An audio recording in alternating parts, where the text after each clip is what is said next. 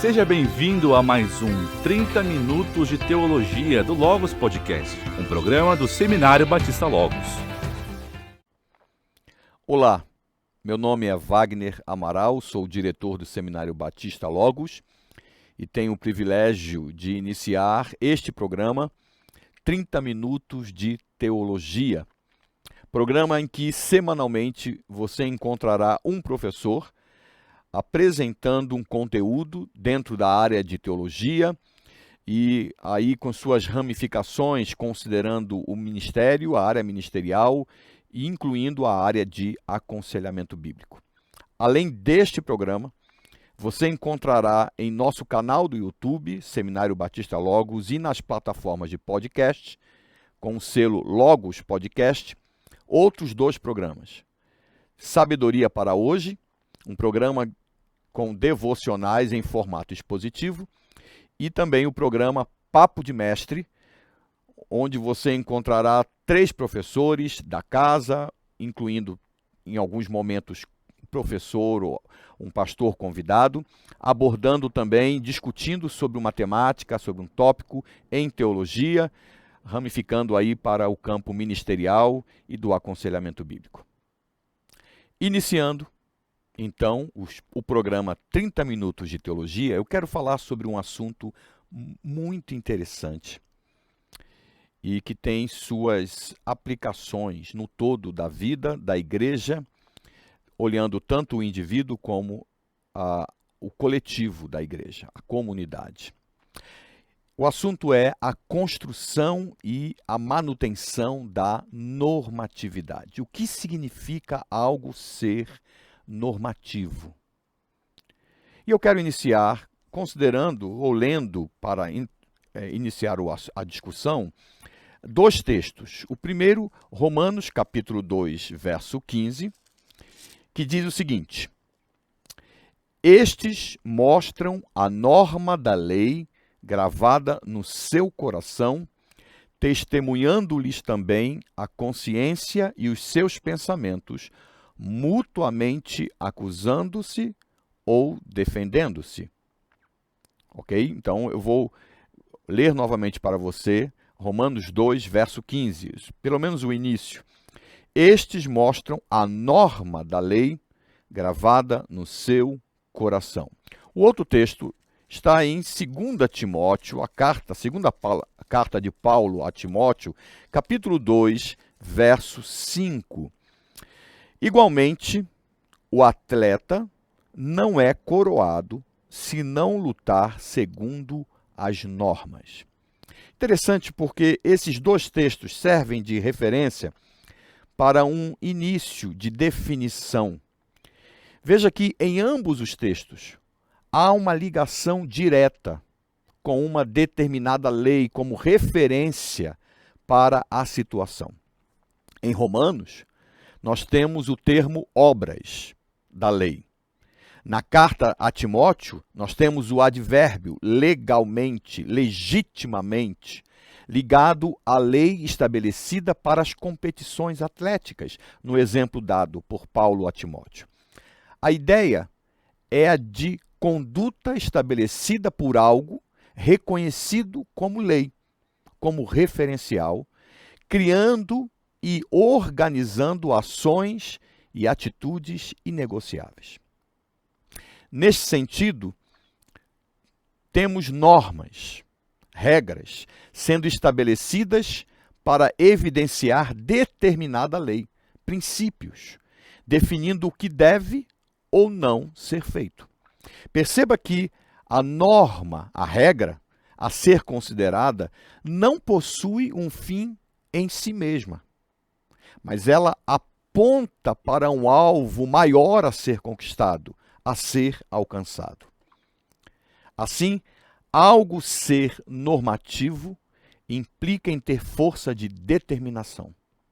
Aplicando à igreja, à vida cristã, algo ser normativo implica no resultado positivo de se levar em consideração, tornando-se exatamente aquilo que deve ser assumido ou realizado. Logo, ser normativo, obrigatoriamente, redunda em estabelecimento de tradição. No entanto, o que é mais importante compreender é que a tradição a prevalecer é a do princípio por trás da norma. Pois o papel da norma é duplo. Toda norma, toda regra tem um papel duplo. Em primeiro lugar, ela tem de evidenciar o princípio. E, em segundo lugar, como consequência desta evidência, ajudar a pessoa a viver este princípio. Logo, se considerarmos a norma como o desenvolvimento da lei, como cooperadora para o entendimento e a vivência do princípio, então perceberemos que assume um papel didático para o contexto da pessoa, para o contexto da comunidade. Sendo didático e estando determinantemente ligado ao princípio, a norma deve fazer prevalecer duas características na sua dinâmica: o dinamismo para o aprendizado, compreensão e prática, e a fidelidade ao princípio norteador. A fidelidade à lei, ou a fidelidade àquilo que serve como referencial para a criação e a aplicação da norma, da regra. Vamos alargar um pouco essa consideração. Veja, quando nós dizemos que as Escrituras são nossa regra de fé e prática, um termo muito comum em alguns contextos da igreja, nós estamos afirmando que os princípios de Deus são normativos para a nossa vida. Estamos dizendo que estes têm autoridade em afirmar sim ou não para toda decisão a tomar. Nós usamos o termo norma é usado dentro desse contexto da igreja de três maneiras, normalmente. Primeiro, olhando para as Escrituras, como eu acabei de citar. Nesse sentido, nós estamos falando do referencial. A Bíblia é o nosso referencial, por quê? Porque ela é revelação de Deus. Ela contém o conjunto dos princípios revelados por Deus para a sua criatura, para os seus filhos. Ela contém também, além do conjunto dos princípios, exemplos de normas, exemplos de regras. Mas também usamos o termo norma, às vezes até, e encontramos nas Escrituras, para falar de princípio. E quando falamos de princípio, estamos considerando um referencial específico dentro do referencial maior, que são as Escrituras, que deve ser aplicado à vida, determinando a vontade de Deus para a sua igreja, ou para aquele que é dele como igreja. Mas também, e comumente, usamos o termo norma, e encontramos assim nas Escrituras, para regras. Uma determinação específica que objetiva facilitar o aprendizado e a vivência de um princípio. Que diferença imediata e abrangente há entre regras e princípios? Veja, diferentemente das regras, das normas, os princípios servem em todas as épocas, culturas e costumes. Por exemplo, vamos pegar um exemplo nas Escrituras. Levítico, capítulo 19, verso 27, diz o seguinte: não cortareis o cabelo em redondo, nem danificareis as extremidades da barba. Nós encontramos uma regra clara aqui: não cortar o cabelo arredondadamente, nem danificar as extremidades da barba, nem cortar ou fazer desenhos no corte nas extremidades da barba. É uma regra clara, apresentada pelo Senhor para o povo de Israel, mas especificamente para os sacerdotes. Uma regra não mais considerada pelo povo de Deus nos dias atuais, quando quase que a totalidade dos homens e a totalidade dos homens salvos faz exatamente o oposto. Agora, o porquê desta regra. Qual o seu princípio? Ou qual o princípio por trás desta regra? Formar os cabelos numa curva redonda nas têmporas e na barba fazia parte, naquele contexto, no contexto em que esse texto foi escrito, em que essa norma foi dada para o povo, especificamente para o sacerdote, fazia parte das práticas pagãs de luto, sendo assim proibido pelo Senhor, a fim de que não houvesse identificação com estes. A regra é clara e o motivo também. Porém, vivemos numa época em que este motivo não mais existe. Portanto, a regra também não. Mas o princípio ensinado por Deus continua. Uma conduta diferente dos que não são do Senhor, que identifique a pessoa como propriedade exclusiva de Deus e que invoque o conceito de santidade. Então, são os princípios de Deus que orientam, definindo os extremos de nossa conduta. Entendendo e aplicando esses princípios em nossa vida, em nosso ministério, nós somos fadados a realizar a vontade de Deus, próximos de sua aprovação. Mas, se ao contrário, mantivermos seus princípios distantes de nossa realidade diária, nós somos fadados ao fracasso, gerando confusão, gerando desgaste nos relacionamentos, nos exageros teológicos, nos absurdos do dia a dia. Às vezes, percebemos nas Escrituras, assim como em nosso tempo, a tensão entre os princípios de Deus e os princípios humanos, ou as regras, ou até mesmo a manutenção da regra, mesmo quando ela não exerce o seu papel didático de evidenciar um princípio e de ajudar a pessoa a viver tal princípio. Então, nós encontramos nas Escrituras também esta tensão entre os princípios de Deus e os princípios ou regras humanas contrários aos do Senhor. Assim como encontramos tensão no abdicar dos princípios de Deus ao enaltecer as normas. Vamos ver alguns exemplos. 1 Coríntios, capítulo 11, verso 2.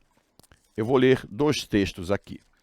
1 Coríntios 11, 2, diz assim: de fato, eu vos louvo, porque em tudo vos lembrais de mim e retendes as tradições, assim como vô-las entreguei. Agora, veja comigo, ouça 2 Tessalonicenses, a segunda carta de Paulo aos Tessalonicenses, capítulo 2, eu vou ler o verso 15 e depois capítulo 3, verso 6. O verso 15 diz assim: assim, pois, irmãos, permanecei firmes e guardai as tradições que vos foram ensinadas, seja por palavra, seja por epístola nossa. Agora, capítulo 3, verso 6. Nós vos ordenamos, irmãos, em nome do Senhor Jesus Cristo, que vos aparteis de todo irmão que ande desordenadamente e não segundo a tradição que de nós recebestes. Veja que a preocupação do apóstolo Paulo, em ambas as cartas, é quanto à necessidade de priorizar os ensinamentos que produzem vida. Aos Tessalonicenses, ele liga a tradição aceitável ao Evangelho. Verso 14 de 2 Tessalonicenses 2, para o que também vos chamou mediante o nosso Evangelho, para alcançardes a glória de nosso Senhor Jesus Cristo. E aí vem o verso 15. Assim, pois, irmãos, permanecei firmes e guardai as tradições que vos foram ensinadas. Então, ele liga a tradição aceitável ao Evangelho e por isso exorta aqueles irmãos de Tessalônica a guardar as tradições. E vai além, quando ordena, alicerçado em Cristo, a não manter comunhão com quem não segue tais tradições, como vimos no capítulo 3, verso 6. Porém, também exorta a rejeição quanto à tradição dos homens, quando contrárias à do Senhor. O termo tradição não ocorre no Antigo Testamento, no Primeiro Testamento, mas entre os dois testamentos, muito ensino na elaboração e na explicação sobre o Primeiro Testamento foi adicionado pelos rabinos, assumindo posição paralela às Escrituras quanto à importância. Veja o que Paulo escreveu aos Colossenses, no capítulo 2, verso 8. Capítulo 2 de Colossenses, verso 8, ele diz: Cuidado que ninguém vos venha a enredar com sua filosofia e vãs sutilezas, conforme a tradição dos homens, conforme os rudimentos do mundo e não segundo Cristo. Nós temos aqui a especificação tradição dos homens, indicando bem o que está na mente do apóstolo. Paulo faz um jogo paralelo em sua argumentação para mostrar o que deve e o que não deve ser priorizado na vida. De um lado, a tradição recebida de Cristo, isso está nos versos anteriores, versos 6 e 7. De outro, a recebida dos homens. Veja só, verso 6. Ora, como recebestes Cristo Jesus, o Senhor, assim andai nele. Nele radicados e edificados e confirmados na fé, como fostes instruídos, crescendo em ações de graças. Mas, por outro lado, nós temos a tradição recebida dos homens, quando ele diz: cuidado, que ninguém vos venha a enredar com sua filosofia e vãs sutilezas, conforme a tradição dos homens, conforme os rudimentos do mundo, e não segundo Cristo. Ambas indicam um corpo de ensino, algo que é passado para a comunidade visando uma conduta, e Paulo as coloca como adversárias. É importante você saber que este tipo de exortação e este tipo de direcionamento nós não encontramos somente através de Paulo no Novo Testamento, mas também através de Jesus Cristo, ou a começar por Jesus Cristo. Em Marcos, capítulo 7, versos 1 em diante, especialmente no verso 7 até o verso 9, então Marcos, capítulo 7, eu vou ler para você do verso 7 ao 9, e depois o verso 13, diz assim, Marcos 7, do verso 7 ao verso 9. E em vão me adoram, ensinando doutrinas que são preceitos de homens. Negligenciando o mandamento de Deus, guardais a tradição dos homens. E disse-lhes ainda, jeitosamente rejeitais o preceito de Deus para guardardes a vossa própria tradição. Verso 13. Invalidando a palavra de Deus pela vossa própria tradição, que vós mesmos transmitistes, e fazeis muitas outras coisas semelhantes. Aqui temos a mesma especificação encontrada nas cartas de Paulo, tradição dos homens, identificando como algo contrário à vontade de Deus. O contexto mostra Jesus Cristo, ao ser indagado pelos fariseus e por alguns dos escribas acerca da não conformidade de seus discípulos para com a tradição dos anciãos, Cristo foi objetivo e duro em sua resposta. Identificou tais doutrinas ou tradições como preceitos de homens, no verso 7. Colocou essas doutrinas ou essas tradições como contrárias à tradição do Senhor, versos 8 e 9, e como consequência do abandonar ao Senhor ao ignorar seus princípios, verso 13. Quem valoriza a tradição dos homens abandona, invalida a tradição do Senhor, segundo o raciocínio do Senhor Jesus Cristo. Daí a importância das Escrituras. Quando Paulo, por exemplo, exorta a Timóteo, na sua segunda carta a Timóteo, capítulo 3, versos 14 a 17, a permanecer nas Escrituras, considera seu conteúdo e instrumentalidade no Espírito para conduzir ao aperfeiçoamento, para produzir esse aperfeiçoamento, evidentemente considerando a ação do Espírito Santo por meio da palavra. Assim como considera a necessidade de manter-nos atentos e afastados da tentação de substituir os preceitos do Senhor pelos nossos preceitos, ou mesmo distanciar dos preceitos do Senhor ao abraçar a norma como tendo um fim em si mesma. Então, como funciona a dinâmica da norma? Deixa eu lhe dar um exemplo, ou dois exemplos. Vamos pensar no princípio.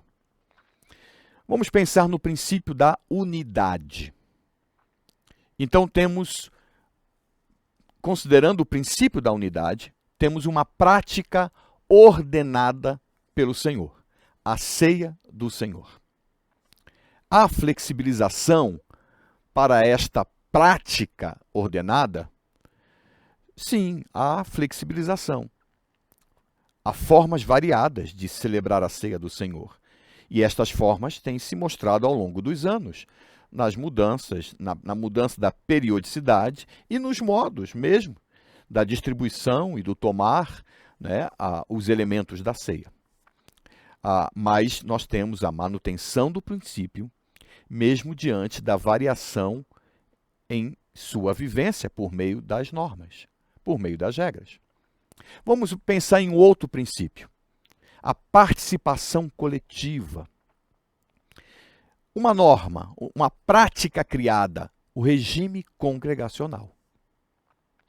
Há flexibilização para esta norma, para esta prática? Sim, há formas variadas. Regime congregacional é estabelecido em várias igrejas e cada igreja tem sua estrutura, sua organização, e dentre outras coisas. Nós temos a manutenção do princípio, mesmo diante da variação em sua vivência. Então, quando nós falamos do princípio sendo evidenciado pela norma, sendo devidamente contextualizado, isso produz uma prática, isso produz uma tradição, que é a manutenção do princípio. E isso é elogiado, isso é exortado, isso é motivado tanto pelo Senhor Jesus Cristo, como pelo apóstolo Paulo e demais autores do Novo Testamento. Então, o princípio sendo evidenciado pela norma, e a prática dessa norma, ajudando as pessoas a não somente ver o princípio, mas a viver tal princípio, sendo devidamente contextualizado ao seu tempo, cria uma tradição saudável. Uma tradição que está em acordo com o Evangelho e que produz vida. Agora, quando um princípio evidenciado pela norma, dentro do contexto, com o passar do tempo, ele não tem a devida contextualização por parte da norma, cria-se o perigo de uma tradição. E essa tradição seria a manutenção da norma, não mais a manutenção do princípio, porque naquele contexto, tal norma não mais evidencia a existência, a presença, o direcionamento de um princípio.